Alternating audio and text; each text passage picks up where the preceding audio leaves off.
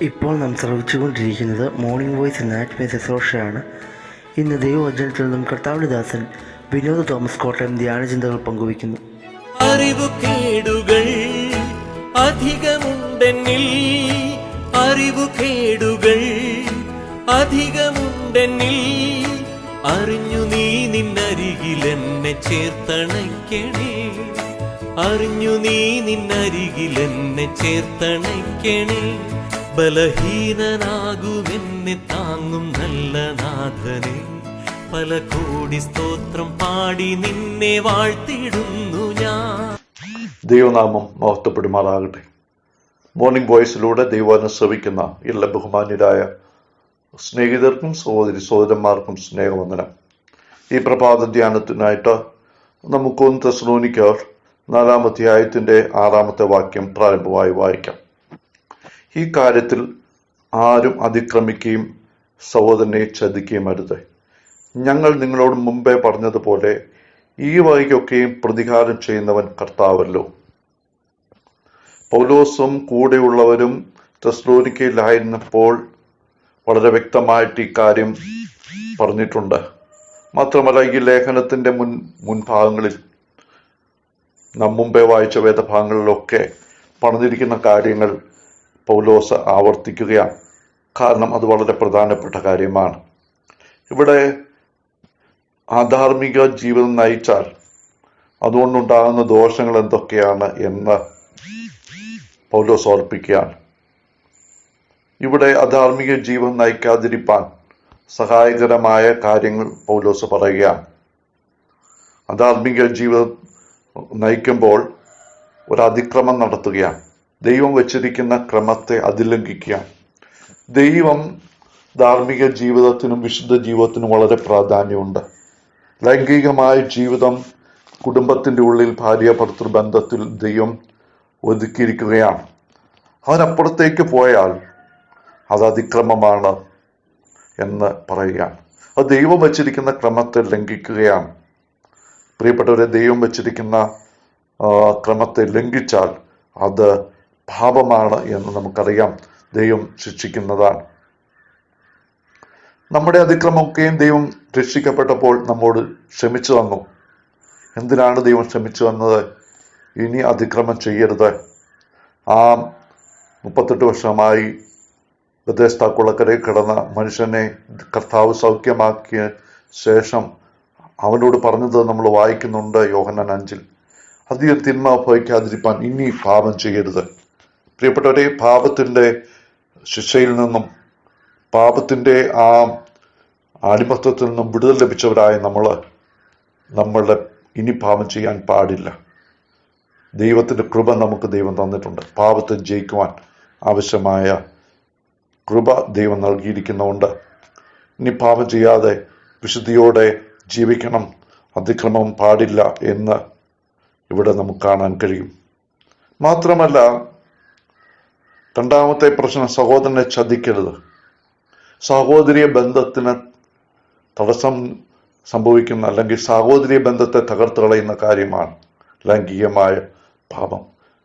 മറ്റു കുടുംബങ്ങളെ തകർക്കുന്ന, കുടുംബജീവിതത്തിന്റെ പവിത്രത ഇല്ലാതെയാക്കുന്ന, ദൈവം സ്ഥാപിച്ചതാണ് കുടുംബം. നാം അതിനെ നമ്മുടെ പാപ വഴികളിലൂടെ തകർത്താൽ ദൈവം വച്ചിരിക്കുന്ന ക്രമത്തെ തകർക്കുകയാണ്. ദൈവത്തിന്റെ പരിസ്ഥിതിയെ തകർത്ത് കളയുന്ന ഒരു കാര്യമാണ്. അതുകൊണ്ട് സഹോദരി ബന്ധത്തിൽ തകർച്ച ഉണ്ടാകാതിരിക്കാൻ സഹോദരന്റെ കുടുംബത്തിനോട് ബന്ധപ്പെട്ട് വളരെ വിശുദ്ധി കാത്തുസൂക്ഷിക്കണം എന്നാണ് നമുക്ക് കാണുവാൻ സാധിക്കുന്നത്. ഈ കാര്യത്തിൽ സംഭവിച്ചിരിക്കുന്ന പരാജയം ദൈവം വളരെ ഗൗരവമായിട്ട് കാണുന്നു. നമുക്ക് അത് ദാവീദിന്റെ ജീവിതത്തിലേക്ക് നോക്കുമ്പോൾ കാണുവാൻ സാധിക്കും. ദാവീദ് ഊരിയാവിന്റെ ഭാര്യയുമായി വ്യഭിചാരം ചെയ്തപ്പോൾ അവനത് മറച്ചു വെക്കുവാനായിട്ട് ശ്രമിച്ചു. എന്നാൽ ദൈവം അവനെ വളരെ കഠിനമായിട്ട് ബാലശിക്ഷയിലൂടെ ശിക്ഷിച്ചു എന്നുള്ളത് നമുക്ക് കാണുവാൻ സാധിക്കും. അവൻ പാപം ചെയ്ത ആ നാളുകളിൽ അവനത് ഏറ്റുപറയുന്നത് വരെ ഇത്ര കഠിനമായ വ്യതയിലൂടെയാണ് കടന്നുപോയതെന്ന് നാം 32 സങ്കീർത്തനത്തിൽ നിന്നും 51 സങ്കീർത്തനത്തിൽ നിന്നും നമുക്ക് കാണുവാൻ സാധിക്കും. എന്നാൽ ദാവീദ് തന്റെ പാപങ്ങളെ ഏറ്റുപറഞ്ഞപ്പോൾ ദൈവം അവനോട് പാപം ക്ഷമിച്ചു എന്നുള്ളത് ശരിയാണ്. പക്ഷേ ദൈവം ആ പാപം ചെയ്യുന്ന നിമിത്തമുള്ളതായ പരിണിത ഫലങ്ങൾ അനുഭവിക്കുന്നതിൽ ദാവീദിന് അത് ഒഴിവ് നൽകിയില്ല. ദാവീദ് അതിന്റെ പരിണിത ഫലങ്ങളെല്ലാം അനുഭവിക്കേണ്ടതായിട്ട് വന്നു. ദാവീദ് വിതച്ചത് ദാവീദ് തന്നെ കൊഞ്ഞു. അത് വളരെ കഠിനമായ ഒരു അനുഭവമായിരുന്നു. നമുക്കറിയാം ദാവീദിന്റെ പിന്നീടുണ്ടായ ആ സംഭവങ്ങൾ. ബത്ശേബയിലുണ്ടായിരുന്നു, കുഞ്ഞ് മരിക്കുന്നു, തൻ്റെ മക്കളായ അബ്ശാലോമ്, അമ്നോന് ഇവരൊക്കെ കൊല്ലപ്പെടുകയാണ്. എത്ര അദോനിയാവ് ഇവരൊക്കെയും എത്ര ദുഃഖമാണ് ദാവീദ് പിന്നീട് അനുഭവിക്കേണ്ടി വന്നതെന്ന് നമുക്ക് കാണുവാൻ സാധിക്കും. പ്രിയപ്പെട്ടവർ, വളരെ കഠിനമായ വേദനയിലൂടെ കടന്നു പോവുകയാണ് എന്നുള്ളത് നമുക്ക് കാണുവാൻ സാധിക്കും. മാത്രമല്ല, അങ്ങനെ സഹോദരി ബന്ധം തകർക്കുന്ന നിലയിൽ കുടുംബങ്ങളിൽ ഇടപെടാതെ വിശുദ്ധിയോടെ ജീവിക്കുവാൻ ഇടയാകണം. മാത്രമല്ല, ഈ വായ്ക്കൊക്കെയും പ്രതികാരം ചെയ്യുന്നവൻ കർത്താവല്ലോ. കർത്താവ് ഇതിന് പ്രതികാരം ചെയ്യും എന്നുള്ളത് നമ്മളെ ഭയപ്പെടുത്തുകയും പാപം ഒഴിഞ്ഞ് ജീവിപ്പാൻ നമ്മെ സഹായിക്കുകയും ചെയ്യേണ്ട കാര്യമാണ്. ദൈവം ഞാൻ ഓർപ്പിച്ചതുപോലെ ദാവീദിനോട് ഈ കാര്യത്തിൽ അവന്റെ തെറ്റിന് അവൻ ശിക്ഷ അനുഭവിക്കേണ്ടതായിട്ട് വന്നു എന്നുള്ളത് നമുക്ക് ഓർക്കുവാനായിട്ട് സാധിക്കും. മാത്രമല്ല, മറ്റനേകര് ഇതിന്റെ ശിക്ഷ അനുഭവിക്കുന്നതായിട്ട് നമുക്ക് കാണുവാൻ കഴിയും. നമ്മൾ ദൈവത്താൽ തിരഞ്ഞെടുക്കപ്പെട്ടവരാണെന്നുള്ളത് ശരിയാണ്. എന്നാൽ ഞാൻ ദൈവത്തിനുള്ളവനാണ്, ദൈവം എന്നെ ഒരിക്കലും തള്ളിക്കളയത്തില്ല, ഇതൊക്കെ ശരിയാണ്. എന്നാൽ അങ്ങനെ ദൈവം നമ്മെ തെരഞ്ഞെടുത്തു എന്നുള്ളത് പാപം ചെയ്യാനുള്ളതായ ലൈസൻസ് അല്ല. അത് വിശ്വജീവൻ നയിക്കാനായിട്ട് നമ്മെ ആക്കി വെച്ചിരിക്കുകയാണ്. നമുക്ക് അതിനുള്ളതായ ഒരു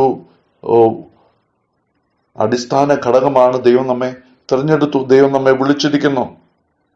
ദൈവം നമ്മെ പത്രോസിന്റെ ലേഖനത്തിൽ 1 പത്രോസ് കർത്താവ് വിശുദ്ധനായിരിക്കാൻ നമ്മളെ വിശുദ്ധിക്കാണ് ദൈവം തിരഞ്ഞെടുത്തിരിക്കുന്നതെന്ന് നമുക്ക് കാണുവാൻ സാധിക്കും. ഒരിക്കൽ ഒരു ദൈവദാസന്റെ അടുക്കൽ ഒരു സഹോദരി ചെന്ന് പറഞ്ഞു, വിശ്വാസികളുടെ ജീവിതത്തിലെ പാപത്തെക്കുറിച്ച് ആ ദൈവദാസൻ സംസാരിക്കുന്നതിനെ ആ സഹോദരി വിമർശിച്ചു. ആ സ്ത്രീ പറഞ്ഞു, വിശ്വാസിയുടെ ജീവിതത്തിൽ ഉണ്ടാകുന്ന പാപവും അവിശ്വാസികളുടെ ജീവിതത്തിൽ ഉണ്ടാകുന്ന പാപവും വ്യത്യസ്തമാണ്. അപ്പോൾ ആ ദൈവദാസൻ പറഞ്ഞത് ശരിയാ, വിശ്വാസിയുടെ ജീവിതത്തിൽ ഉണ്ടാകുന്ന പാപം അവിശ്വാസി ചെയ്യുന്ന പാപത്തെക്കാൾ കൂടുതൽ തെറ്റാണ്. വിശ്വാസി പാപം ചെയ്യാതെ ജീവിക്കാൻ ദൈവം കൃപ തരുന്നു, ദൈവം സഹായം നൽകുന്നു, ദൈവത്തിലെ ആത്മാവിന്റെ സഹായമുണ്ട്.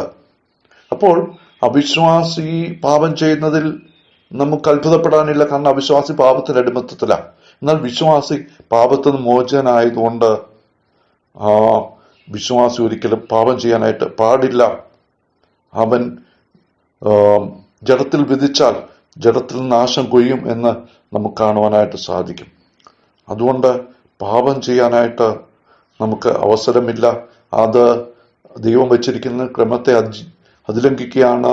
മാത്രമല്ല, സഹോദരനെ ചതിക്കുകയാണ്. മാത്രമല്ല, അത് ന്യായം വിധിക്ക് കാരണമായിത്തീരുന്നു എന്നുള്ളതാണ്. അതുകൊണ്ട് പാപം വിട്ടൊഴിഞ്ഞ് വിശുദ്ധജീവൻ നയിപ്പാൻ ഈ പകൽക്കാലത്ത് നമ്മെ തന്നെ ദൈവത്തിന്റെ കരങ്ങളിൽ കേൾപ്പിച്ചു കൊടുക്കാം. ദൈവത്തിലെ ആത്മാവ് അതിനായി നമ്മെ ശക്തീകരിക്കട്ടെ. തോൽവിയേയുള്ളൂ എന്നിലോർക്കുകിൽ, തോൽവിയേയുള്ളൂ എന്നിലോർക്കുകിൽ, കാൽവരിയിലെ വിജയി നീയൻ കൈപിടിക്കണേ, കാൽവരിയിലെ വിജയി നീയൻ കൈപിടിക്കണേ.